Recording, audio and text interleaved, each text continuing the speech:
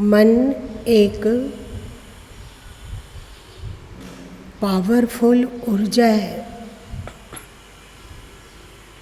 ना मन अच्छा है ना मन खराब है। हम इस मन का अच्छा भी उपयोग ले सकते हैं, कर सकते हैं। इस मन के द्वारा हम बुरा भी अर्जन कर सकते हैं। मन एक पावर होने के कारण वो तटस्थ है। जैसे आप बल्ब जलाते हैं तो उसके नीचे आप क्या करते हैं ये आप पर निर्भर है। आप वहाँ नृत्य करें, संगीत करें, भजन गाएं, गाना सुने अथवा नॉवेल पढ़ें अथवा धर्मशास्त्र पढ़ें, ये आप पर निर्भर करेगा। वैसे ही मन भी है। मन का आप अच्छा उपयोग करें अथवा बुरा उपयोग करें, उसे कुछ भी लेना देना नहीं है। एक बात और याद रखना चाहिए कि यदि मन में क्रोध है, लोभ है, सांसारिकता है, तो इसका कारण मन नहीं है, इसका कारण हम स्वयं हैं। हमने मन में जो भरा है वो हमारे सामने प्रस्तुत करता रहता है मन, चाहे जो भी हमने भरा हो। जैसे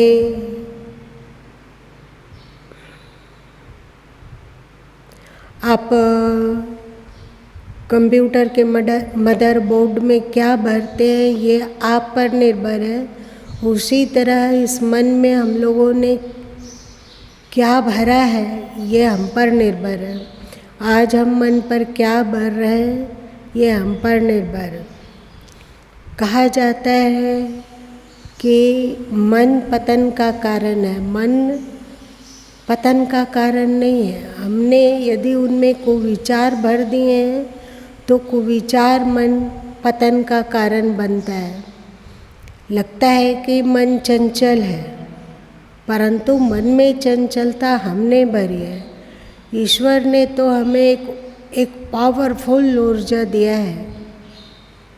चाहे भौतिक जगत हो या आध्यात्मिक जगत, ये मन एक पावरफुल रॉकेट की तरह है।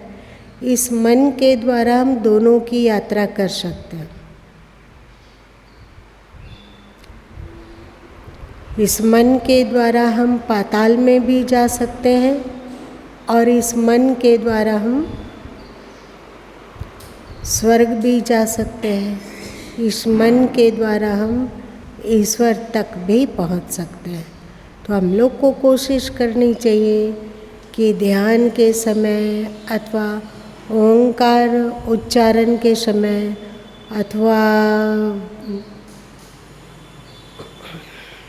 भ्रामरी के समय हम मन का भी नियोजन अपने कार्यों में करके रखें।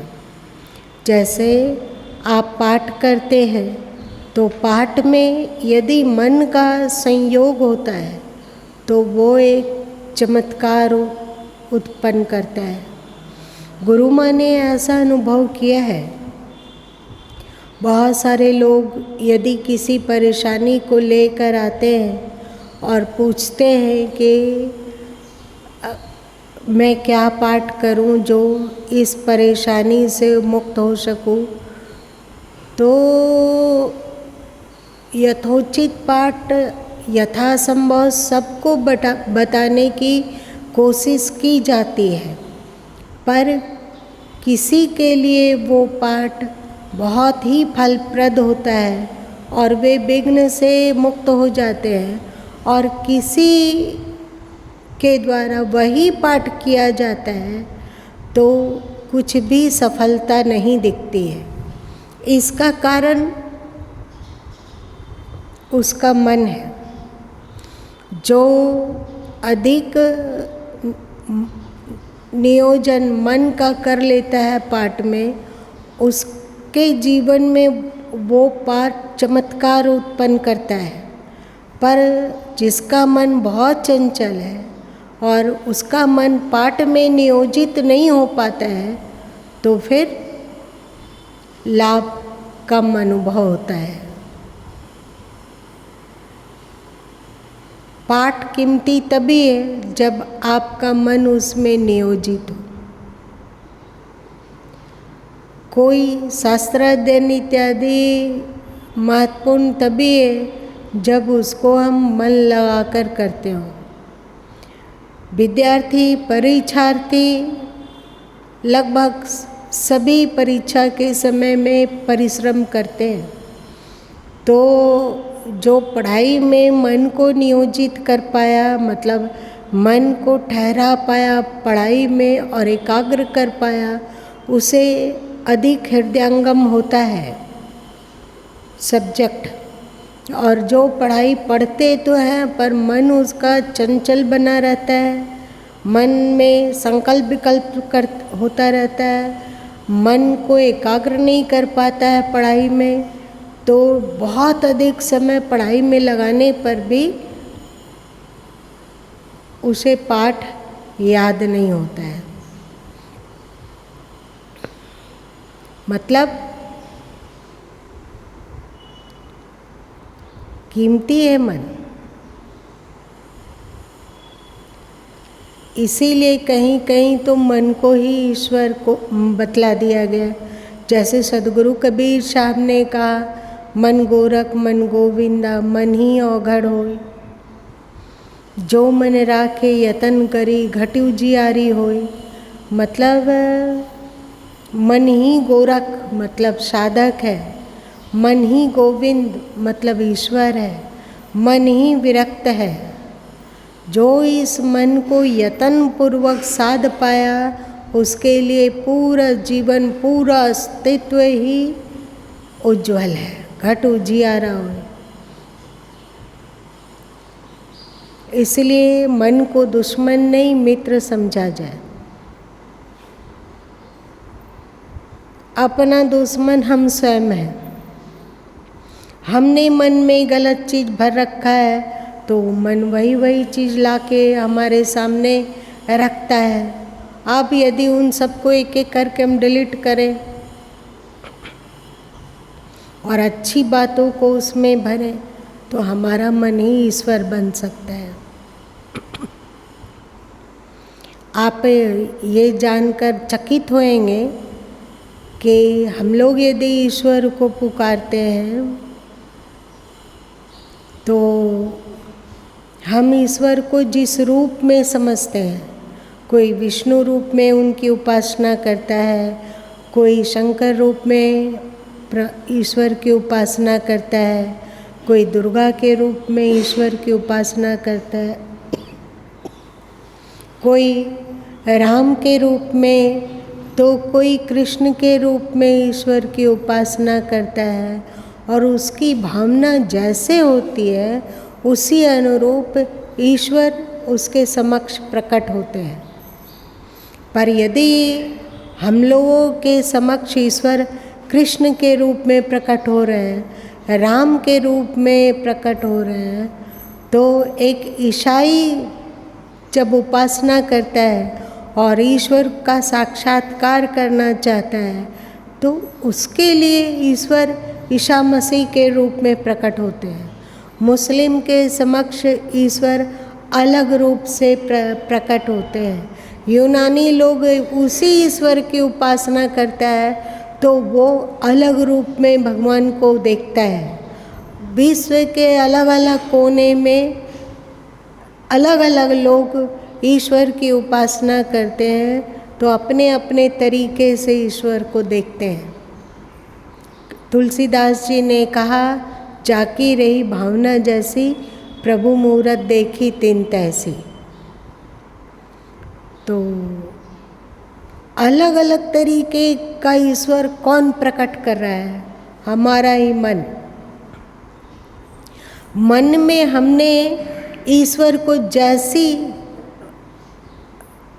स्मृति दी है, समझ दी है, अथवा उसमें भावना भरी है कि वो ईश्वर ऐसा है, तो हमारे लिए मन उस ईश्वर को उसी रूप आकार का देकर सामने प्रस्तुत कर देता है। मन, ईश्वर को भी जन्म देने की क्षमता इस मन में है। ईश्वर को राम बना देने की क्षमता इस मन में है। कृष्ण बना देने की क्षमता इसी मन में है। ईसा, मूसा, हजरत इब्राहिम जो भी बनाता है ये मन ही बनाता है। इसीलिए कहा गया कि मन के आगे निकलो। अभी जो भी हम ईश्वर को देख रहे हैं, हम लोग कहते हैं कि हमने ईश्वर का दर्शन किया है, साक्षात कृष्ण हमारे समक्ष प्रकट हुए हैं, पर हमारे समक्ष जो श्री कृष्ण प्रकट हुए हैं उस कृष्ण को हमारे मन ने जन्म दिया है।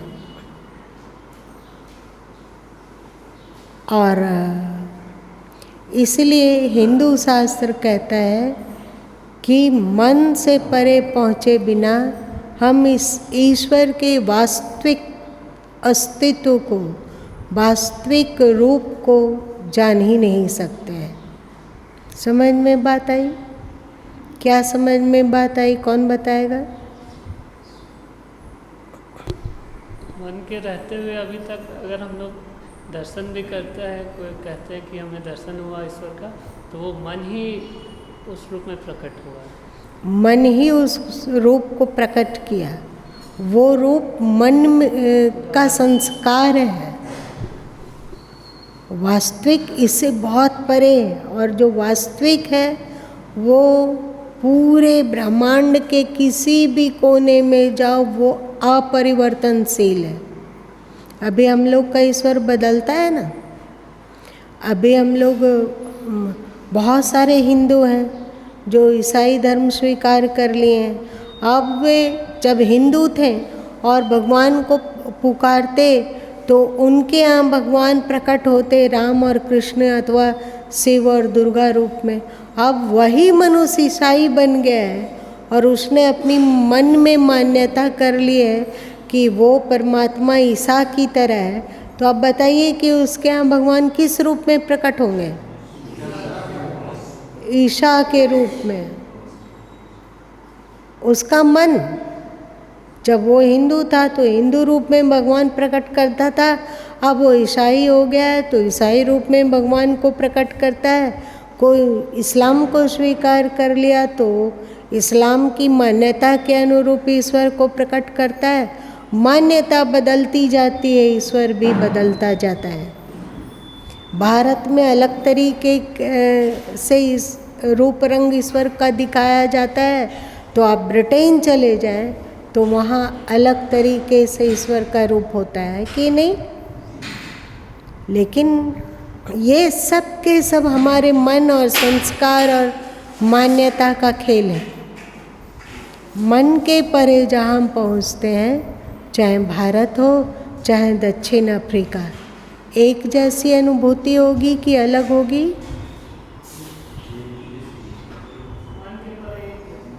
मन के परे पहुँचते हैं तो एक जैसी अनुभूति होती है। वो हमारे मन की कल्पना नहीं है, वो वास्तविकता है। लेकिन कल्पना से परे हम तभी हो सकते हैं जब मन से परे होंगे। भावना से परे हम तभी हो सकते हैं जब मन से परे हो। और आप लोग को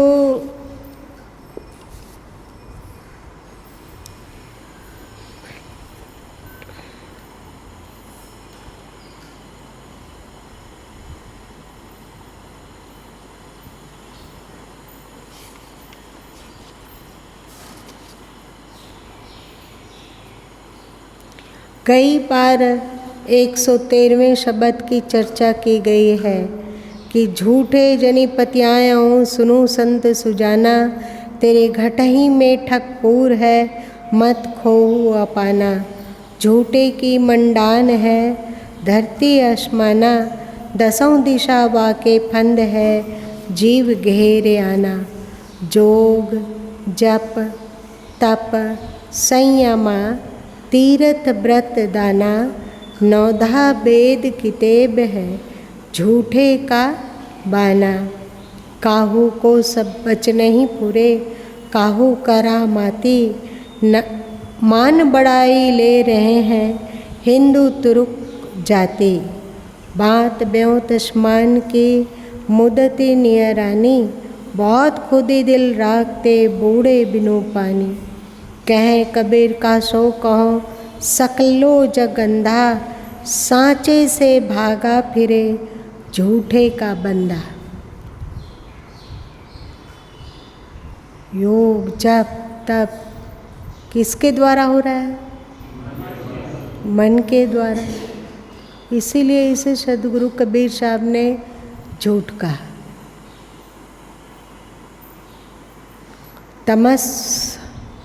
तमस से मुक्त होने के लिए सत्व है, और फिर तमस से मुक्त होने के कर देने के बाद सत्व की भी आवश्यकता नहीं रहती, वो शांत हो जाता है। इसको हिंदू शास्त्र ने कहा कि जैसे आपके पैर में कांटा चुभ जाता है तो किसी दूसरी नुकीली चीज़ से उस कांटे को आप कोड़ के निकाल देते हैं। जब कांटा निकल गया तो दूसरे जो नुकीली चीज़ थी, चाहे वो पीन हो या सुई हो अथवा कोई दूसरा कांटा हो, उसको क्या करते हैं? उसको भी किनारे कर देते हैं, क्योंकि अब आवश्यकता नहीं है उस कांटे की।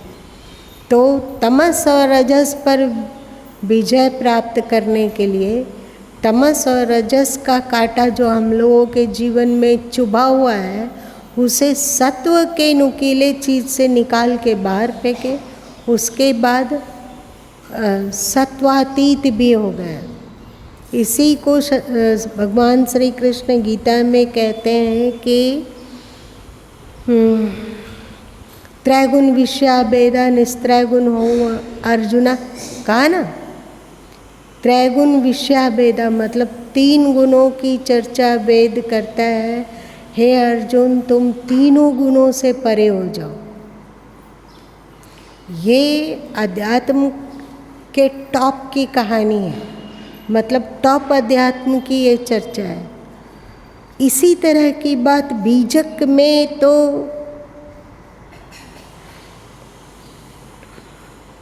भरा हुआ है, जो थोड़ा सा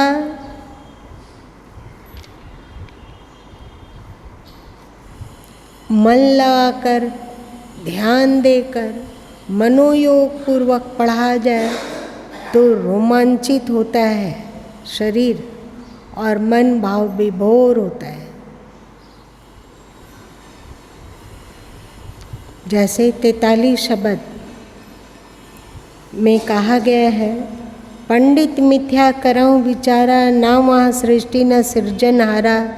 थूल अस्थूल पौन नहीं पावक, रवि शशि धरनी न नीरा। ज्योति स्वरूप काल नहीं जहुआ, वचन ना आही शरीरा। करम धर्म किछुओ नहीं उहुआ, ना वहाँ मंत्र न पूजा।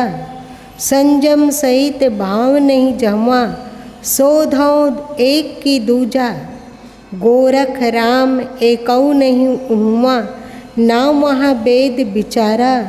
हरिहर ब्रह्मा नहीं शिव शक्ति, तीर्थहूँ नाही आचारा। माय बाप गुरु जहुआ नाही, सोधौ दूजा की अकेला। कहें कबीर जो अब की बूझे, सोई गुरु हम चेला।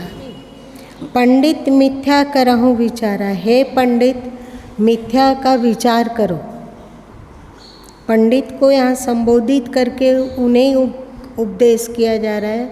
हे पंडित, तुम मिथ्या का विचार करो कि क्या क्या मिथ्या है, असत्य है, झूठ है।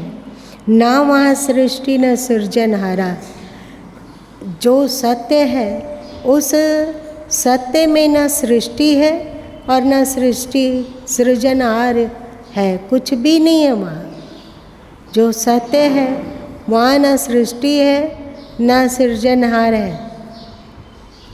थूल अस्थूल पौन नहीं पावक, वहाँ ना थूल मतलब स्थूल स्थूल ठोस है, ना वहाँ अस्थूल मतलब सूक्ष्म है। जो जहाँ स्थूल नहीं है वो भी वो नहीं है, और जो स्थूल है वो भी सत्य नहीं है, वो भी झूठा है। तो थूल अस्थूल पौन नहीं पावक, वहाँ ना हवा है और ना ही आग है, ना वहाँ सूर्य है, ना वहाँ चंद्रमा है, ना वहाँ धरती है, ना वहाँ पानी है, ना वहाँ ज्योति स्वरूप काल है। काल मतलब क्या होता है? समय। वहाँ समय भी नहीं है। ज्योति समय को क्यों कहा गया है?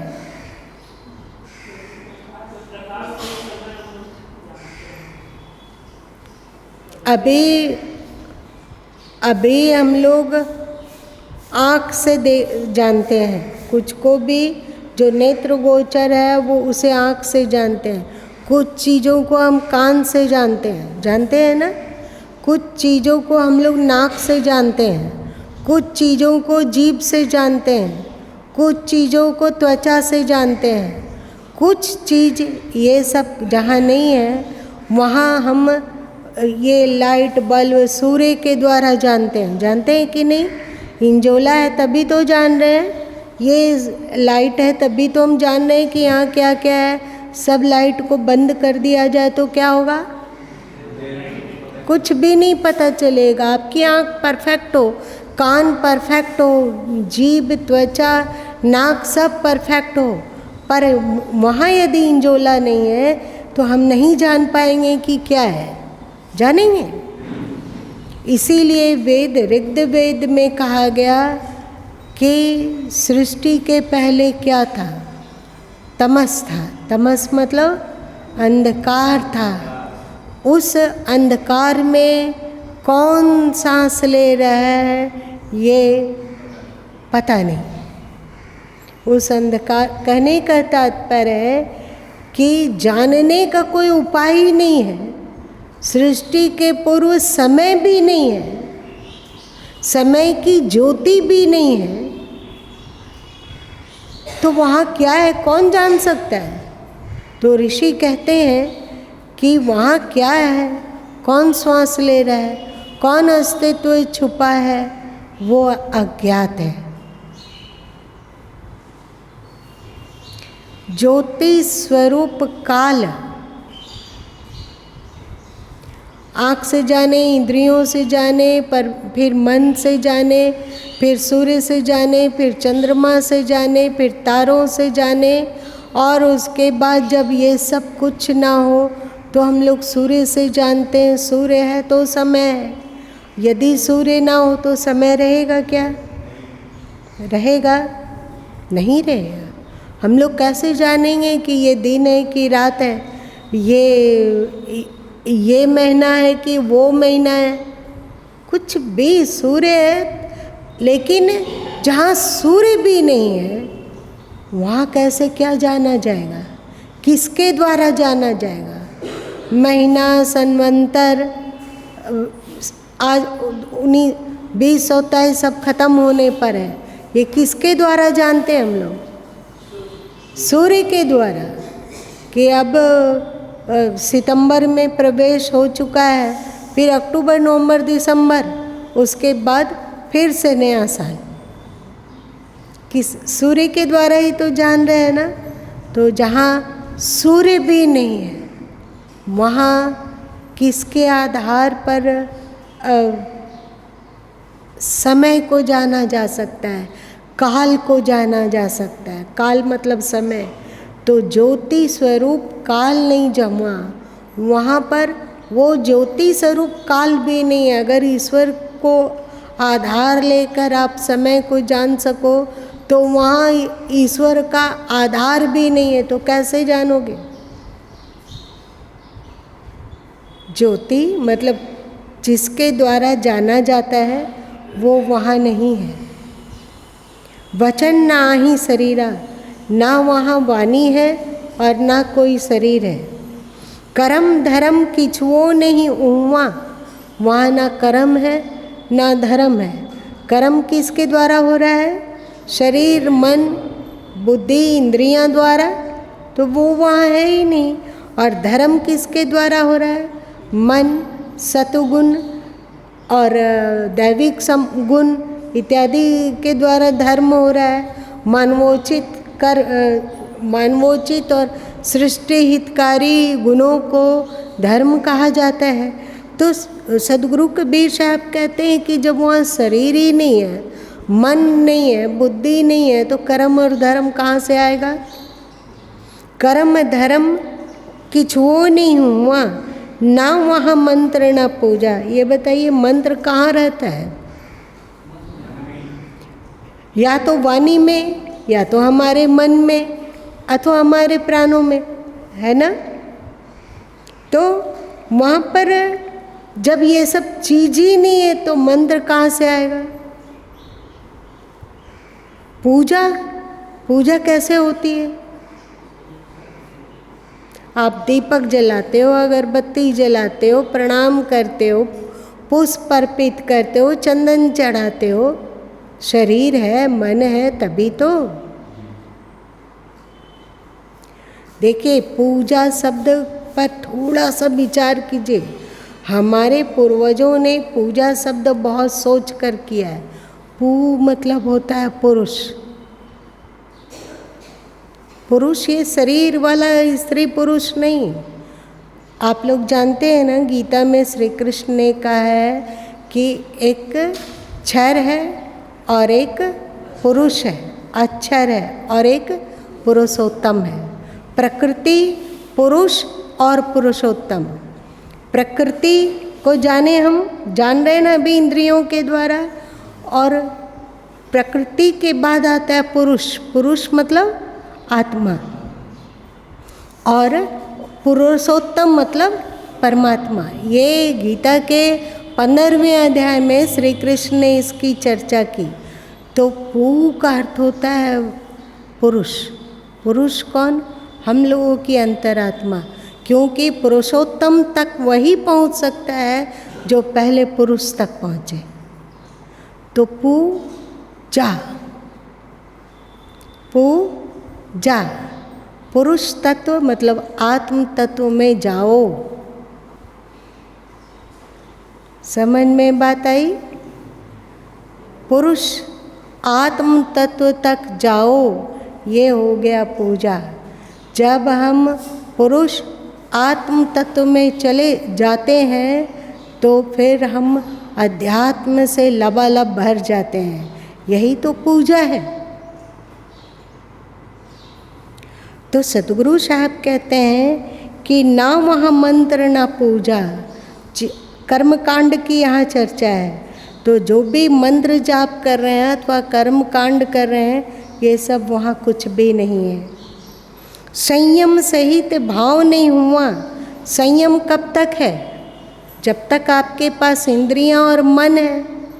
और मन और इंद्रियों को जब असत्य समझ लिया गया और मन और इंद्रियों से पार चले जाया गया, तो बताओ कि वहाँ मंत्र और संयम और भाव रहेगा? मन के कारण संयम है, इंद्रिय के कारण संयम है, और इंद्रिय और मन से परे हो जाया जा सका, तो फिर कहाँ संयम और कहाँ भाव? सौधों दूजा, सौधों एक की दूजा। बताओ, मन, इंद्रिय, प्राण, बुद्धि, अहंकार इत्यादि से परे पहुँच जाने पर वहाँ जहाँ पहुँचा जाता है वहाँ एकत्व है या द्वैत है? हम कहीं अलग जगह पहुँचेंगे, आप कहीं अलग जगह पहुँचेंगे, ऐसा है क्या? तो इसीलिए कहते हैं कि सौधों एक की दूजा। तुम स्वयं खोज के देखो, वहाँ एक है या वहाँ बहुत तरह के अलग अलग देवी देवता, अलग अलग भगवान, यहाँ पर ईश्वर प्रकट हो रहे हैं, वहाँ गॉड प्रकट हो रहे हैं, वहाँ अल्लाह प्रकट हो रहे हैं, वहाँ और कुछ प्रकट हो रहे हैं, ऐसा है कुछ? कुछ नहीं। ये नाम वाम जो भी है सब गायब। गोरख राम एकौ नहीं हुआ। ना वहाँ भक्त है और ना कोई भगवान। गोरख भक्त को कहा जा सकता है और राम परमात्मा को कहा जा सकता है, तो वहाँ ना गोरख है, ना भक्त है और ना भगवान है। भगवान भी तभी तक है जब तक हमारा मन है ना। और मन से परे पहुँचते हैं तो हम कह सकते हैं कि ये भगवान है, क्योंकि जो कहने वाला है, जो सोचने वाला है, वो तो वहाँ है ही नहीं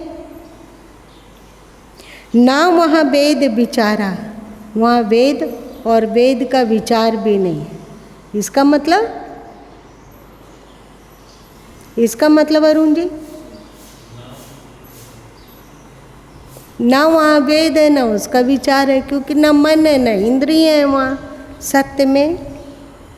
हरि हर ब्रह्मा नहीं शिव शक्ति, वहाँ पर न विष्णु है, न शंकर है, न ब्रह्मा जी हैं, न शिव जी हैं और न शक्ति देवी है। कहने का तात्पर्य वहाँ कोई देवी देवता नहीं है। जो भी देवी देवता कब तक है? जब तक हमारा मन है। मन से परे पहुँचते हैं तो वहाँ कोई है। तीर्थ ना ही आचारा, वहाँ न तीर्थ है और ना आचार है। माए बाप गुरु जहुआ नहीं, वहाँ उसका ना कोई माँ है, ना उसका कोई बाप है, ना वहाँ कोई गुरु है। सो धो दूजा कि अकेला, तुम ढूंढो और जानो कि वो दो है कि वो अकेला ही है। अस्तित्व अकेला है कि अस्तित्व के समान और कोई अस्तित्व है। ये अध्यात्म का एकदम टॉप की कहानी है, शिखर का पुष्प है ये गीता में है, यही बात उपनिषदें कहती है, यही बात हमारा वेद भी कहता है। अध्यात्म कोई कल्पना नहीं है। अध्यात्म सभी कल्पनाओं से पार होने का नाम है। ऐसा नहीं है कि हमारा अध्यात्म अलग है, ईसाई का अध्यात्म अथवा अस्तित्व अलग होगा, अथवा मुस्लिम का अस्तित्व अलग है। ये अलग अलग अलग सोचना सबके सब हमारे मन के कारण है।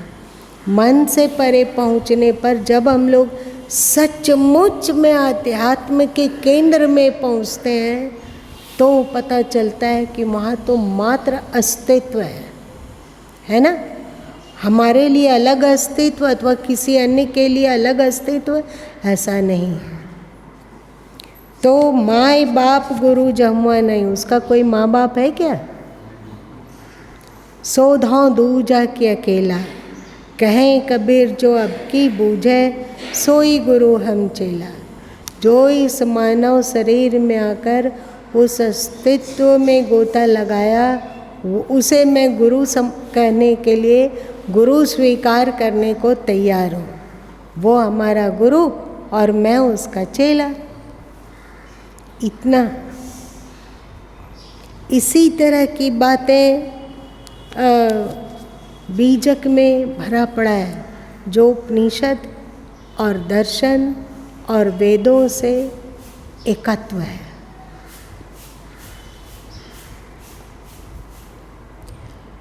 तो मन से परे पहुंचना अध्यात्म है, लेकिन प्रारंभ में हमें मन को परिष्कृत करना होगा। हम जो पूजा करना चाहते हैं अथवा जाना चाहते हैं, पूजा पुरुष तत्व तक जाना चाहते हैं, आत्म तत्व तक जाना चाहते हैं, इसके लिए पहले मन के भीतर रहने वाले रजस और तमस को हटाना होगा, और उस रजस और तमस को हम सत्व गुण से ही हटा सकते हैं। हमारे भीतर जो आसुरी प्रवृत्ति है उसको हम दैविक प्रवृत्ति के द्वारा हटाएंगे, और फिर दैविक प्रवृत्ति से भी परे होकर निस्त्रय गुण्यो भव अर्जुना, गुणातीत हो जाएंगे। मतलब मन और मन की कल्पना से परे स्थिर होने की कला में निष्णात हो जाएंगे। ठीक।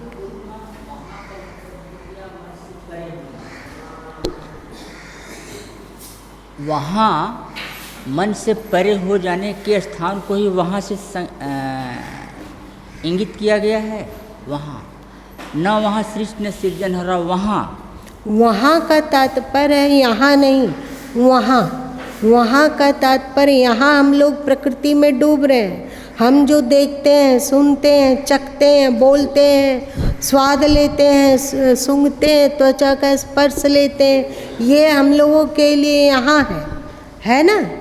अभी हम जिस अध्यात्म को, तत्व को मान रहे हैं, वो हम लोग के लिए वहाँ है। वहाँ मतलब अध्यात्म में, जहाँ की मन, इंद्रिय, बुद्धि की पहुँच नहीं है, वहाँ।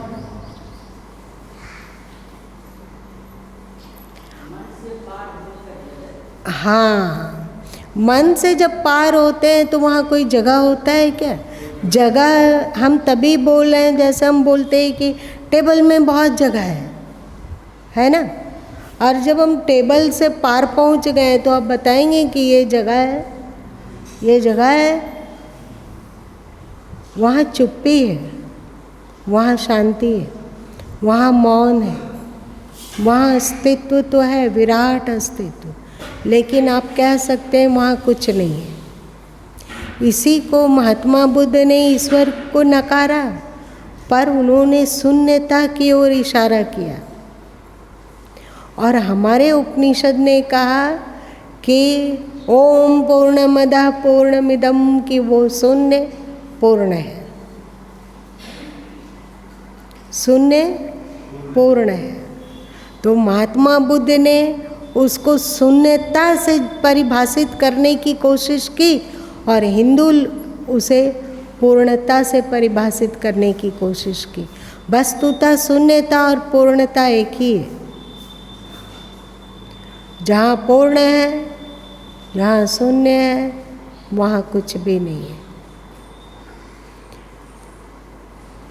ये आकाश की शून्यता नहीं। आकाश में तो जल है, अग्नि है, वायु है, पृथ्वी है ना। पर ये आकाश से भी परे, जिसको आप लोग कहते हो ओम ध्याः शांति, अंतरिक्ष शांति। अरे बाबा देखो, अंतरिक्ष के में तो ये आकाश आ गया जिसमें तारे, चांद, ब्लैक होल्स और बहुत सारे ग्रह, नक्षत्र, अनंत सूर्य विचरण कर रहे हैं। पर इस आकाश से भी, अंतरिक्ष से भी परे जो तत्व है, उससे भी ऊपर,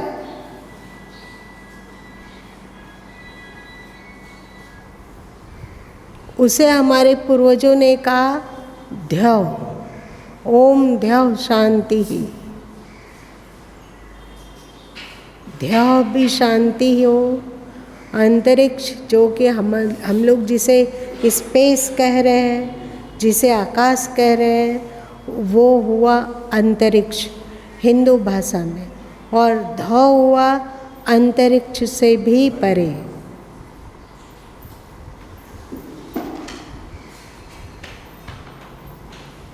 अब जो लोग बोलते हैं कि ईश्वर एक है, वो एक है, उसके लिए जिन्होंने मन, बुद्धि, चित्त, अहंकार से परे पहुँचने की कला को जान लिया, उसके लिए ईश्वर एक है। हाँ, तो उस एक ईश्वर तक पहुँचने का मार्ग प्रारंभ में मन के द्वारा ही जाता है ना। मन पावरफुल रॉकेट है, इसमें सवार होकर इसके द्वारा हम अंतरिक्ष तक तो यात्रा कर ही सकते हैं। मतलब अध्यात्म के मुहाने तक पहुंच सकते हैं। अब वहाँ पर रॉकेट को छोड़िए और आगे बढ़िए।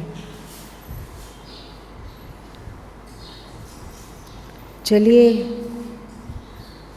आज कहाँ से कहाँ पहुँच गए हम लोग।